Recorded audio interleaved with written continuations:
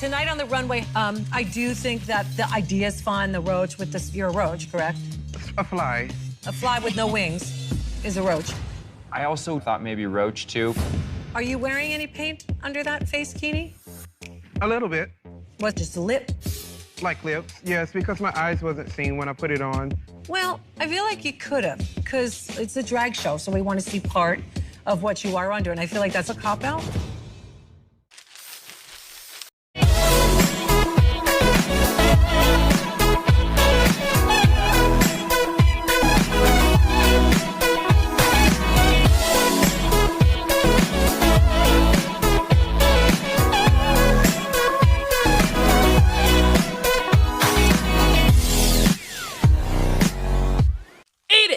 Girl, Silky Ganache. Wait, I'm so sorry. I'm so sorry. I totally apologize. I didn't actually realize that I had the spirit of Silky inside of me.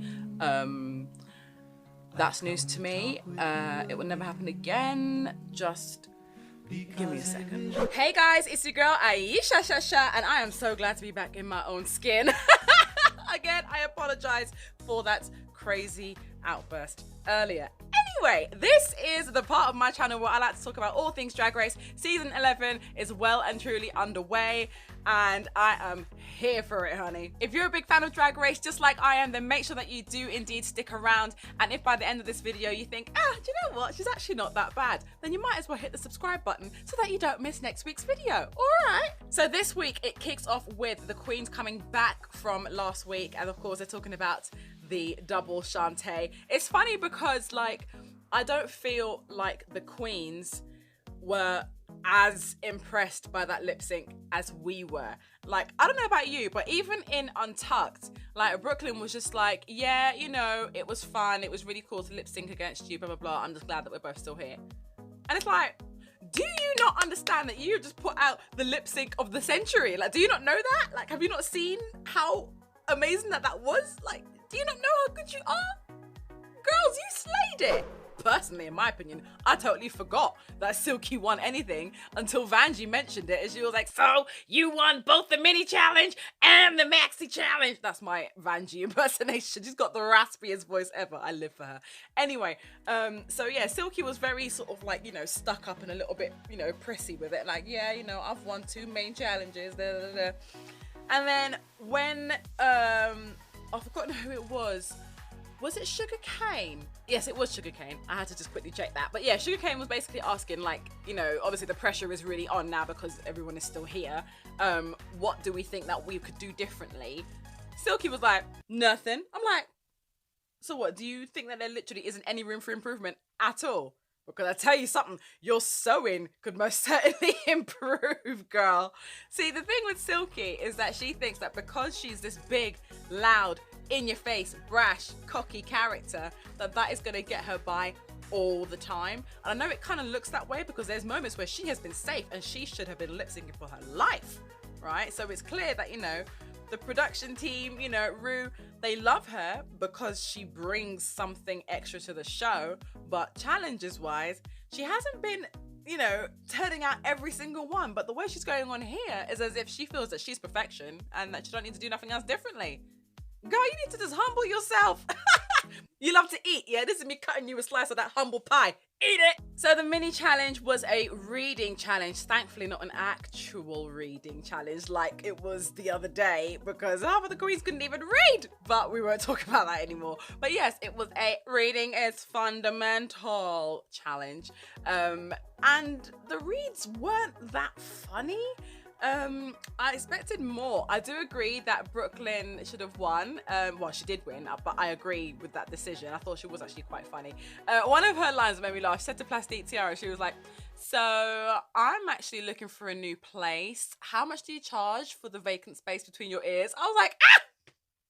Girl, you're rude. Vanjie was like, sugar, sugar, sugar, what can I say? Fossilized, prehistoric drag, you old grandma. And then she was like, why are you hoes ain't laughing? Y'all trifling. I'm like, because you're not funny. Like, I love Vanjie and she's funny on her own, like just being Vanjie, but when she's trying to be funny, it doesn't quite cut the mustard. And Silky, she got on my nerves, and I think she got on Rue's nerves as well, because every single read that she did, A, they weren't funny, but B, she screamed them at the top of her lungs, and it's like, honey, listen, like, we know that you're here. Do you know what I'm saying? Like, we can't miss you. We hear you before we even see you. And, you know, there's no need to scream out everything all the time. Like, we're right here. Like, the way she was screaming, I thought she was actually in my living room. Like, I thought I heard that from America to my living room. Not even through the TV, like, across the pond. She was that loud. And you could tell that Rue was getting annoyed, even telling her to just, like, quieten it down a bit, because it's just getting a bit too much. I mean, she even tried to come for Rue. She was like, RuPaul, we are here working, waiting on you at the door, and all you do is come in saying, hello, hello, hello. And that was it. And I'm like,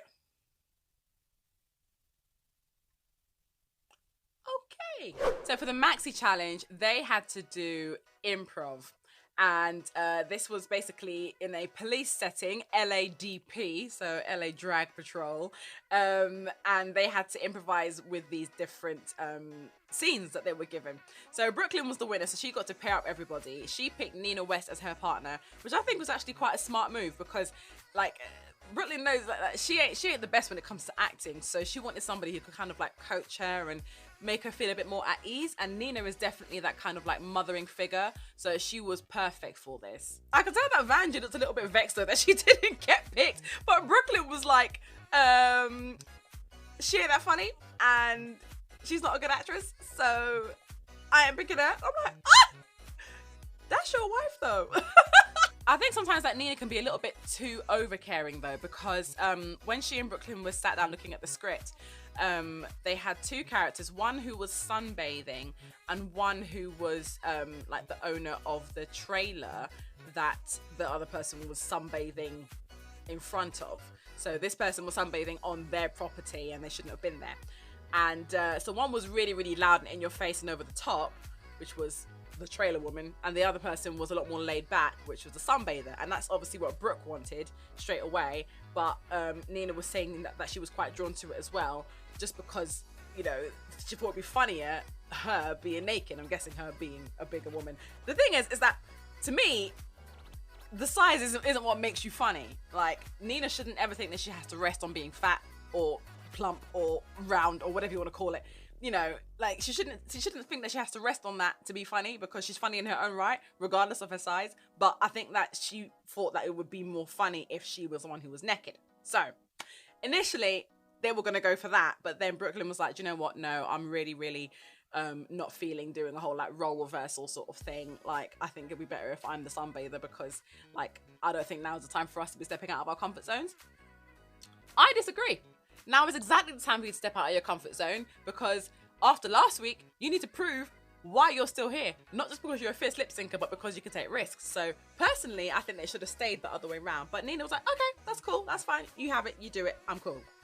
And as nice as that was, it kind of bit her in the arse a little bit, because when it came to the challenge, Brooklyn completely overshadowed Nina to the point where she forgot to say her cue words for Nina to come out. So Nina had to just come and interject and just go for it as much as she could.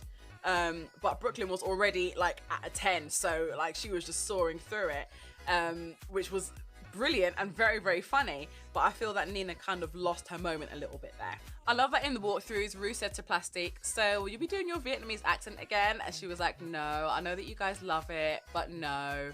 And Vanjie was like, is she allowed to do it? Like, it's been working, so. And Rue was like, well, we've kind of seen it before. I'll give you 3 guesses as to whether you think Plastique Tiara ended up doing that accent or not. Go ahead. I'll wait. Correct. She did. Okay, so as much as I hate to admit it, Silky actually was really good. There we go. I've said it. This is a recurring theme for me. I will, you know, bitch about the fact that she gets on my nerves and how she's got an attitude problem. Now she needs to just settle herself and just, you know, be nice for once. But then she'll turn it out in the challenge. But the thing is that she's kind of just being herself. But I feel that when she's being this kind of like loud and over the top person, it's like, it has its place. And sometimes she doesn't quite know where that place is. But it worked very well in this scenario. So she was there selling back alley butt pads to Sugarcane. I just loved it when the opposites turned up. And they were like, so we just got a call about some back alley butt pads. Care to explain that? And she was like, so have you got a wife? And he's like, yeah. Well, you want your wife to look like Beyonce? Yeah. Kim Kardashian? Yeah. Well, if you want a Kim Kardashian, you need to get this extra filler. You need to put that one in. I'm like, girl, you about to get arrested and you're just offering to sell more hip pads. This is what I thought was funny. Her improvisation skills are actually really quite good. She stayed true to the character, which is basically Silky, but she stayed true to it and was not backing down. When the other officer was trying to get an explanation as to what the hell was going on, Silky was like, listen, I know you had a really hard day, you've been working all day, here, have some chicken. I'm like, only Silky will just produce chicken from thin air. So then in comes Silky, and she's there with her ass just looking like the shape of Africa. And she was like, officers, this is the girl I was telling you about. She sold me these busted hip pads. I got home and a chicken fell out of my ass. And she was really, really trying to, like, you know, ham it up. But Silky just came in and just like overshadowed everything and was just extra loud now and was just like stealing the scene completely. And I really, really felt it for Sugar, because I'm just dying for Sugar to win something. Like, she was robbed last week of, like, you know, the runway. Like, she should have been bloody, what's it called, top 2 of the week on Fashion Photo Review, but she wasn't. Couldn't believe that. So at least you could have gotten that. But you know, there's so many times where I feel that Sugar should have gotten recognized and she hasn't. But here, unfortunately, she fell under the radar because Silky is a lot to sort of compete with. Like, she's a lot. So anyway, needless to say, in that scenario, I did prefer Silky, but I do wish that she'd just wound her neck in just a little bit, just to let Sugar speak. Let her have her airtime. Even Akira said, well, I think that the chicken got more airtime than she did. And she's not even wrong. Next, we come to Brooklyn and Nina. It just cuts to a shot of Brooklyn with her legs in the air and everything out. Everything! She's there, starkers, legs akimbo.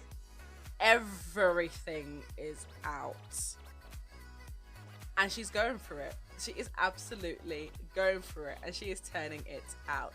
Rue was like, in the workroom, Rue was like, so how are you going to take, you know, like what you do in life and apply it to this challenge? And Brooklyn was like, well, you know, I'm going to just incorporate a lot of movement. And that she did. My girl was doing splits, spread eagles, flip-flops, whatever you want to call it. Like, everything was everywhere. Officer was like, so I'm going to need to see some form of ID. And she was like, oh, let me just check. Vroom. Head down, crack up in the air, turns around, can you hold this for me? Leg goes up to here. I'm like, oh my God, girl, you're naked. I don't even know if she was even tucked. And if she was, how is she tucked and it's staying in place when she's doing all of this? So then she starts doing all this dance. She's like, I teach interpretive dance at the community center. I'm a level 4 vegan. I don't need anything that casts a shadow. I'm a level 4 vegan. Girl. But this is the point where Nina was, you know, sat there in the trailer waiting for her cue word, but Brooklyn is having so much of a fun time. She's forgotten this is a partnership. So Nina's having to come and just like bust through and, you know, be the trailer trash as she's supposed to be. And she really did turn it out, but my eyes kept on going to Brooklyn. And that's why I said earlier that I just feel that it may have been a mistake, but at the same time, had she not been the sunbather, we wouldn't have gotten the TV that we did, because that was hilarious. Vanjie and Plastique were a hot mess. That's all you need to know. No, I'm only joking. So basically, they were meant to be having a cat fight. Vanjie, the alley cat, and Plastique, the theatre cat. And it was just a hot mess. Like, there's no other way for me to describe it. They were both screeching at the top of their lungs over each other constantly. Plastique literally hanging off Officer's leg. Vanjie at a 10 the whole time. Even though she said in the workroom, you know, that she's going to have to just try and rein it in a little bit. You know, don't start things at a 10. There needs to be a gradual progression. There was no gradual progression. Everything was just up here, up here, up here the whole time. It was a lot.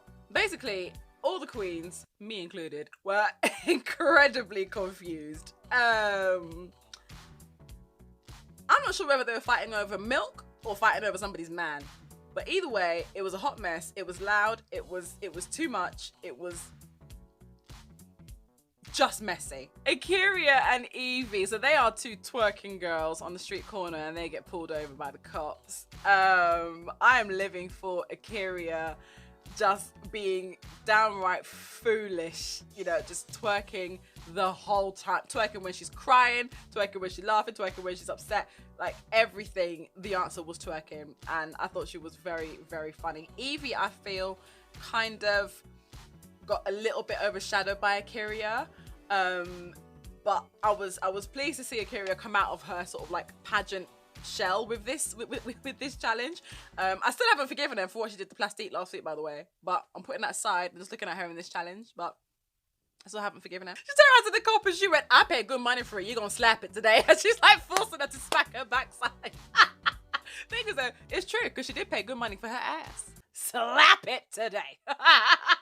It then transpired that Akira's man, Marky Mark, or Marky Marcus, something like that, turned out to be Evie's dad. But she didn't realise that Evie was her daughter. So they had this like tender mother and daughter moment, and they're just there, just like crying and twerking at the same time. Brilliant, absolutely brilliant. I must say though, I was living for Evie's hair, and I actually want to make a wig like that because that looked fierce. I loved it. So we're back into the workroom. It's elimination day, and everyone is getting their faces painted. The category is face keenies, and Silky sat there with no makeup on at all. And Vanjie's like, are you gonna do your face? And she's like, well, no, not yet. I've only got to do a 10-minute face today. It's like, why? What are you gonna do? You know, it's like she seems to think that because her face is covered, she doesn't have to paint it because only her lips are gonna be showing. Girl! Oh yeah, that explains my intro, by the way. She looked a hot mess on the runway. I'm sorry. I haven't seen Fashion Photo Review yet, but if I watch it and they do not boot the hell out of that outfit, there is something going wrong. Because that was a mess. Let's bring on our first girl. It is Silky Ganache, and she is tell me, what is she? Flaming pile of turd. On the runway, Rue looked absolutely spectacular in that gorgeous ice blue dress. The only thing I have an issue with is that big puff of like tulle that came out on the side. I think it should have either been made of just that or not at all. I don't think that the two fabrics married up together very well, especially because it was just this one bit on the side. So I just chose to ignore that section, but the rest of it, she looked gorgeous. So Silky was supposed to be a fly with this outfit, but she didn't have any wings. So Michelle Visage was, she wasn't impressed for a start that she ain't got no wings. She's supposed to be a fly. She just called her a roach. Silky was not having it. She was like, excuse me? I agree though. I agree. I got that she was a fly because she was carrying around her fly spray, but like, apart from that, she kind of looked like a roach. But what really annoyed me was the fact that you could see her eyes through her face keenie, and you could see that they weren't done. You could see that there was no makeup done whatsoever. And her actual lip makeup wasn't great either. So, like, come on, you can't sit there and say that you don't think you have to do anything better in this competition when you turn up on the runway looking like that. It's shocking. Sugarcane, however, turns up next in this beautiful My Fair Lady inspired face keenie with the Victorian silhouette. I mean, come on. When you compare that to what Silky's bringing to the table, and it's just like, where's the justice? Like, seriously, I thought it was a beautifully made costume. She sold it well when she was coming down the runway. She looked gorgeous. And then came Brooklyn Heights. Lord have mercy. This is not just a top toot for me. This is a shoot. Oh my goodness. Oh, stunning. Stunning. Just stunning. It was so sparkly. She was like this beautiful steampunk zebra. Sparkly zebra. She looked gorgeous. and she still had makeup on. Just because you've got all of this going on, don't mean that you can't put your face on. I loved Nina West's look as well. It actually reminds me of another friend of mine called Marnie Scarlett, who is famous for making these face keenies all out of latex. And like, her outfits are just beyond stunning. And this one really reminded me of one of hers. So yeah, I had a lot of time for this. I thought that she looked spectacular in it. And I think that if the judges were ever, you know, considering whether or not she should be in the bottom, I think that she definitely saved it with this look. And she still painted her face too. She painted her face in polka dots as well underneath, just in case. Vanjie was giving me baggy crotch Deadpool realness. I'm not quite sure that I was here for it. Those beads coming out of the top of her head, they just look like anal beads to me, and like, I just find it weird. It's a bit like when Latrice came out with it and I was a bit like, I'm not sure if I like this. Nevertheless, she came whipping it down the runway. She was selling it as best as she could, but the crotch was way too baggy for me, honey. You had to go. Plastic tiara, that is not a face keening. That is all. I know that usually I only talk about, like, you know, a couple of the drag queens on the runway, but we're getting down to like the last 7 now, so you know, I figured I'd squeeze everybody in. A'keria, I actually quite liked this look, highlighting all of the nips and tucks that she has had. I thought it was a very clever bodysuit that she had on, and she sold it down the runway, and her ass looks good in everything. So yeah, I was actually feeling this look. Evie's slime monster from the Black Lagoon, I didn't like it. It was just a bit too much for me. It was just a tad too much of everything. Like, nah. So A'keria was the winner of the challenge. Vanjie and Plastique's lip sync, I think this was definitely more favored towards Vanjie, without a doubt. You know, she was dropping it low, dropping it like it's hot, lip syncing the house down, boots. You know, she really did embody the character of the song. Plastique, I felt, was just still a little bit too pretty for it. She even went she went to the back and she like stroked the wall and like cocked up her foot on the side, just like Alyssa Edwards did. I don't know whether she thought that that might save her, but it didn't. So unfortunately, we say goodbye to Plastique Tiara. If any of you guys watched Untucked as well, I just want to have a little moment for Nina. Nina giving Evie the props that she deserves was everything to me. If Nina doesn't win, she has got to get Miss Congeniality, because she is the most mothering feature in this whole competition. You know, she really had a proper little heart-to-heart with her and gave her a proper good, like, you know, pep talk. And not even just a pep talk, it was more of like an admiration speech, you know, just how impressed she was with her. And yeah, I thought that was really truthful, really real, and yeah, I just want to big her up for that. So there you have it, my lovelies. That is the end of your Drag Race Lowdown. Did you enjoy it? Did you watch it? Let me know your thoughts in the comment section down below. Who do you want to win? It is getting down to the nitty-gritty. We are down to the final 7.